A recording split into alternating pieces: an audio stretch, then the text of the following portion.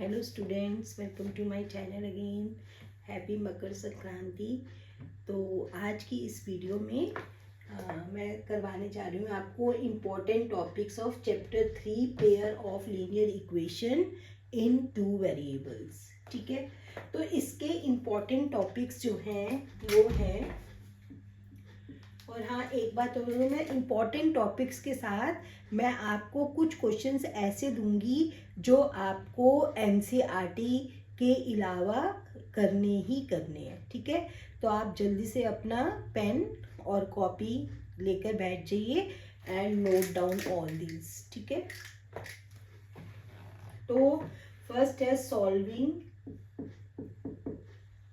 Pair of linear equation in two variables।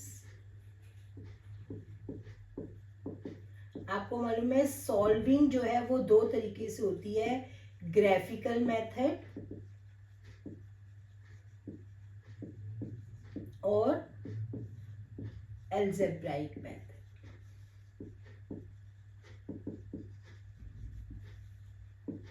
आप algebraic method में फिर दो हैं, सब्स्टिट्यूशन मेथड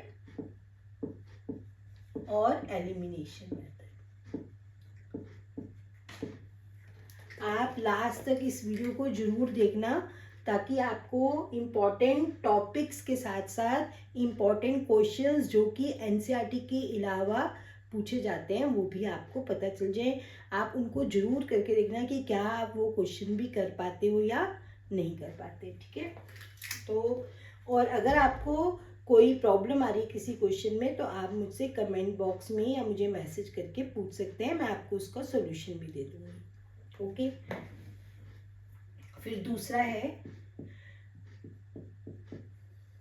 है आपका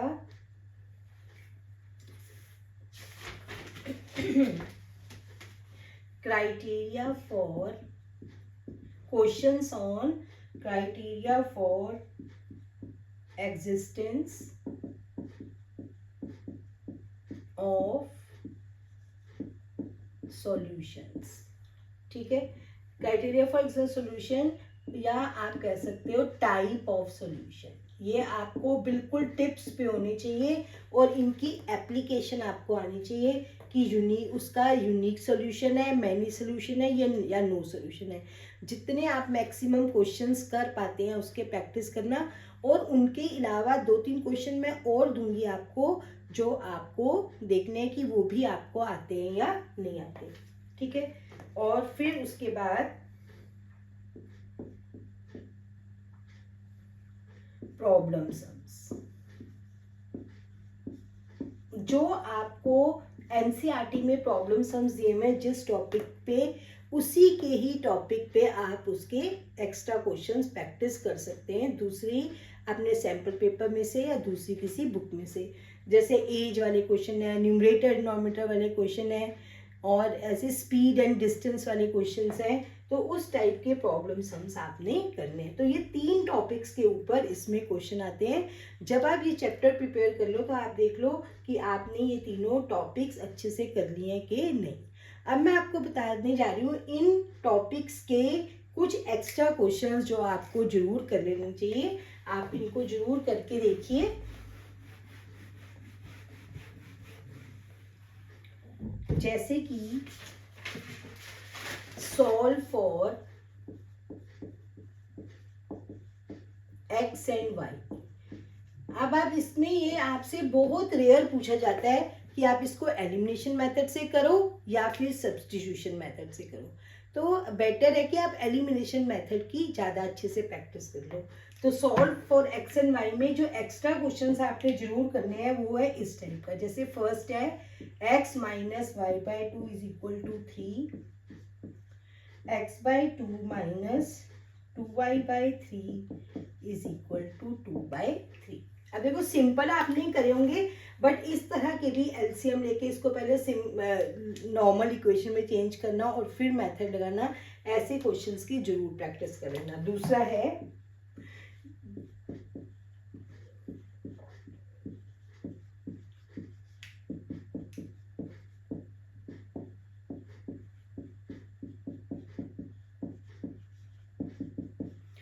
वेरी इंपॉर्टेंट क्वेश्चन इस टाइप के।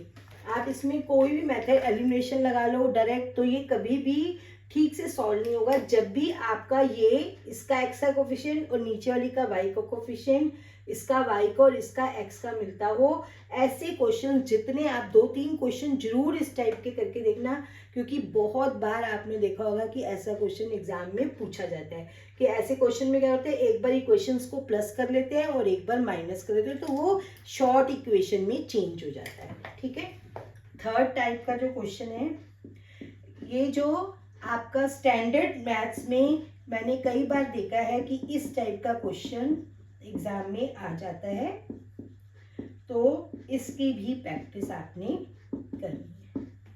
ठीक है, and fourth one is 0 point वाला।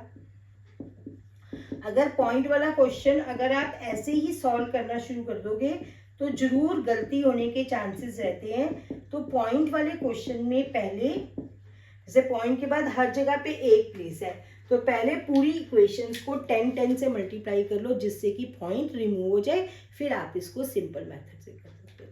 तो कुछ ये क्वेश्चन जो है इस टाइप के क्वेश्चंस की आपने जरूर प्रैक्टिस करनी है। इनको करके देखना कि आप इनको कर पा रहे हो या नहीं। ये तो थे आपके solve for x and y के लिए। अब जब आपका ग्राफिकली सॉल्व करना आता है तो उसमें एक तो आता है कि सॉल्व ग्राफिकली, तो जहां पर दोनों लाइंस इंटरसेक्ट करेंगी वो जो पॉइंट है वहां से एक्स एक्सिस पे लाइन ड्रॉ करोगे, वाई एक्सिस पे, वो उसका सॉल्यूशन। अगर सिर्फ सॉल्व आता है तो आपने इतना ही करना है, दोनों इक्वेशन की टेबल बनानी है, उनको प्लॉट करना है, और जहां पे इंटरसेक्टिंग अगर लाइंस हैं तो उनका सॉल्यूशन फाइंड करना है। अगर पैरेलल लाइंस आ रही हैं तो लिख दोगे कि इसका कोई भी सॉल्यूशन नहीं है। और अगर और अगर आपका दोनों लाइंस कोइंसाइड कर रही हैं तो आप आंसर में क्या लिखोगे कि every point on the line is the solution of the given equations. ठीक है, तो ये तो था आपका ग्राफ पेपर। फिर अब जैसे अब आपको, और मैं तीसरा जो मैंने आपको टॉपिक बताया था जिसमें आपको कंडीशन आती है कि नो सॉल्यूशन, मैनी सॉल्यूशन, या अब देखो इधर जैसे ये क्वेश्चन नोट कर लो, for what value of A and B linear equation has infinite solution. जैसे 2x + 3y = 7। ऐसे कंफ्यूजिंग क्वेश्चन कई बार आ जाते हैं, तो आपने ये ध्यान देना है कि देखो x और y इसमें यहाँ भी है यहाँ भी है, तो इसमें पहले ब्रैकेट ओपन करके x और y की टर्म्स को कलेक्ट करना और फिर आप इनफाइनाइट सॉल्यूशन की कंडीशन। तो मस्ट डू दिस क्वेश्चन, इस क्वेश्चन की जरूर प्रैक्टिस कर लेना। सेकंड है for what value of k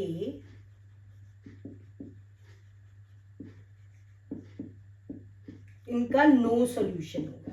equation क्या है, 3k + 1x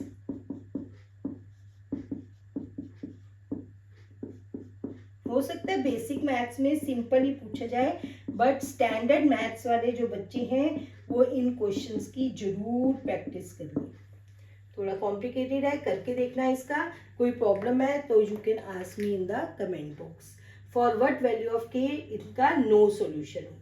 ठीक है, third is find a and b for, और इनफाइनाइट सॉल्यूशंस आपको गिवन है। 2x -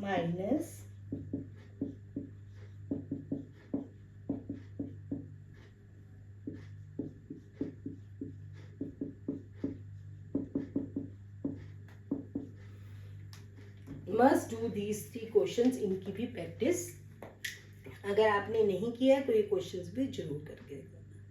that's all for chapter 3. Now in the next video I will cover chapter 4.